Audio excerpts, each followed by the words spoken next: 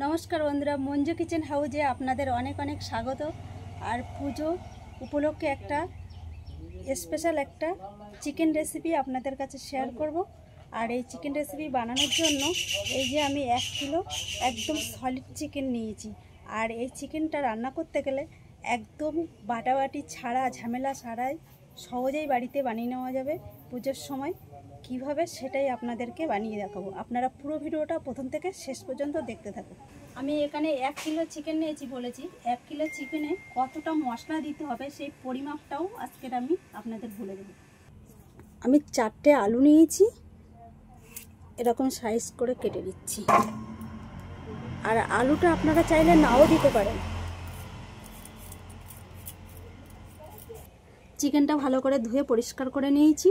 আর এই বাটির মাপ করে এই 1 বাটি টক দই নিয়েছি, এই দইটা আমি দিয়ে দেবো।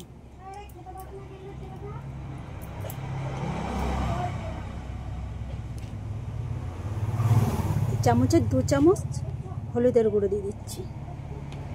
এবার সবগুলো একসাথে একটু মাখিয়ে কিছুক্ষণ রেখে দেবো, ওই মিনিট 5 মতো রেখে দেবো।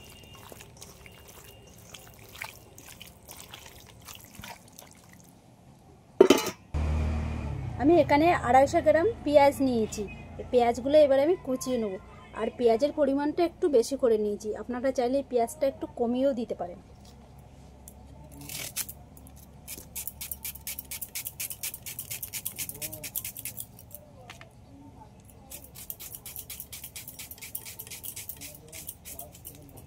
এখানে আমি 50 গ্রাম আদা নিয়েছি, এই আদা গ্রেট করে নেব।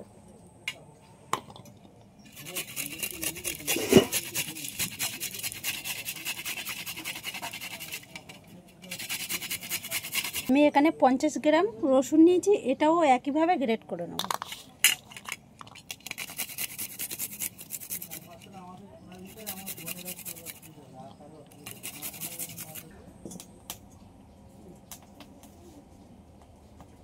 উনুনটা জ্বালিয়ে কড়াই বসিয়ে নিলাম।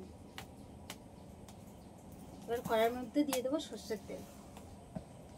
তেলটা গরম হয়ে গেছে, তেলের মধ্যে দিয়ে দিচ্ছি হালকা করে একটু হলুদের গুঁড়ো, সামান্য পরিমাণে লবণ।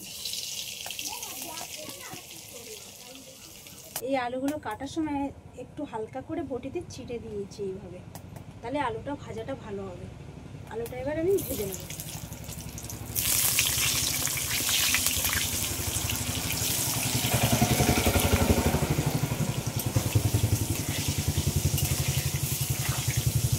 আলুটা ভাজা হতে হতে এদিকে আমি একটা মশলা রেডি করে নেব।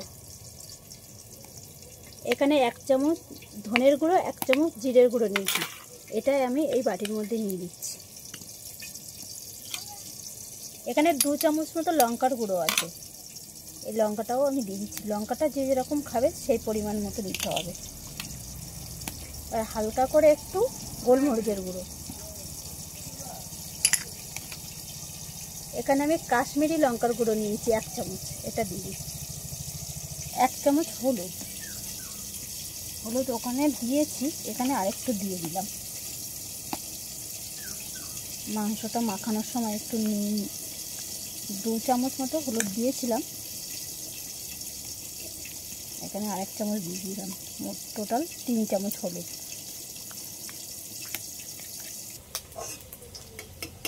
আলুগুলো এরকম একটু লাল লাল করে ভেজে নিয়েছি।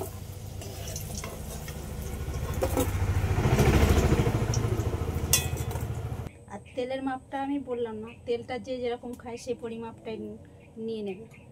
এখানে আমি গোটা লঙ্কা কেটে নিয়েছি, আর কয়েকটা এলাচ, দারচিনি আর লবঙ্গ, এগুলো আমি তেলের উপরে দিয়ে দিচ্ছি।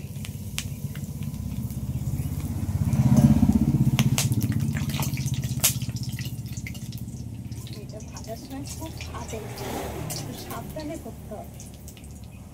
গরম মশলা দেওয়ার সাথে সাথে ফাটতে থাকে এলাচগুলো। এবার আমি পেঁয়াজগুলো একটু ভেজে নেব।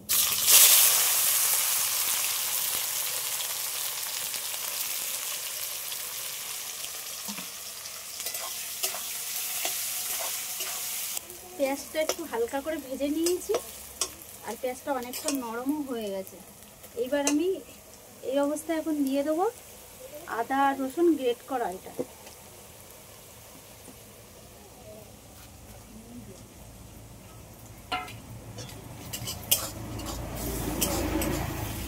পেঁয়াজ রসুন আর আদাটা তো একটু ভালো করে ভেজে নিয়েছি।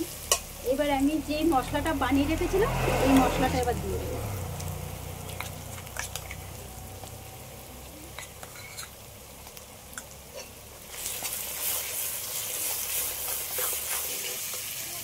মাংসের মধ্যে অনেকটা টক দই মাখিয়েছি, ওই টকটাকে ব্যালেন্স করার জন্য হালকা করে একটু মিষ্টি দিয়ে দিচ্ছি।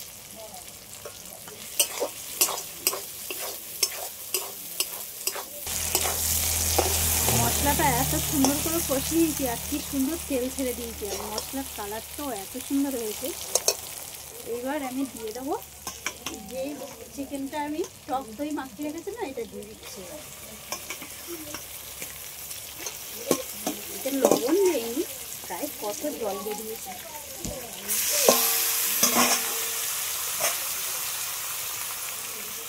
এবার সব শেষে স্বাদ অনুযায়ী লবণটা দিয়ে দিচ্ছি।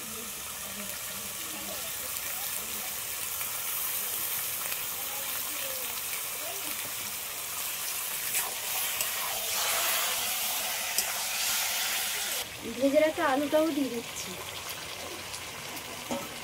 এবার উনুনের আঁচটা একটু আস্তে করে দেবো।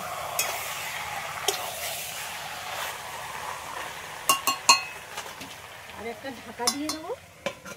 এই ঢাকা দিয়ে এই যে মাংসের যে জলটা বের হবে, এই জল দিয়ে মাংসটা ভালোভাবে কষানো হবে। আর এই চিকেন দিয়ে কত জল বেরিয়েছে, এই জলেই আমি এই চিকেনটা রান্না করে নেব। আমি আর এখানে একটু আর জল ব্যবহার করব না।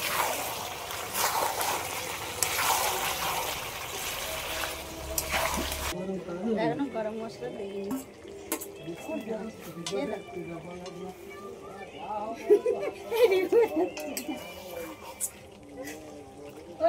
কেমন আছে? অসাধারণ, খুব সুন্দর হয়েছে। ওরকম যেন রান্না করেন আমরা যেন খেতে পারি। সুস্বাদু খাবার, যে খাবেন সেই মনে রাখবেন।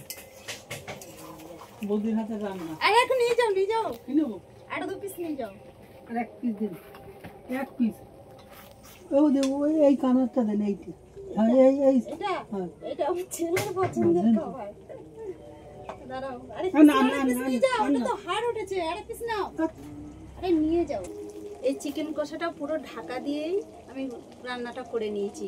আপনারাও যখন বানাবেন এইভাবেই করবেন। আর এইভাবে করলে কি হয়, জলও দেওয়া লাগে না, আর কষাটাও খুব সুন্দর হয়, আর খেতেও কিন্তু দারুণ লাগে। আর আপনারা বাড়িতে এইভাবে লুচি বা পরোটার সাথে বা ফ্রাইড রাইসের সঙ্গে খেতে পারেন পুজোর সময় জমিয়ে। এবার আমি অল্প করে গরম মশলা এর উপর থেকে ছড়িয়ে দিয়ে দিচ্ছি।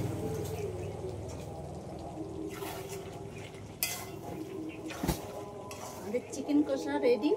এবার আমি লাগিয়ে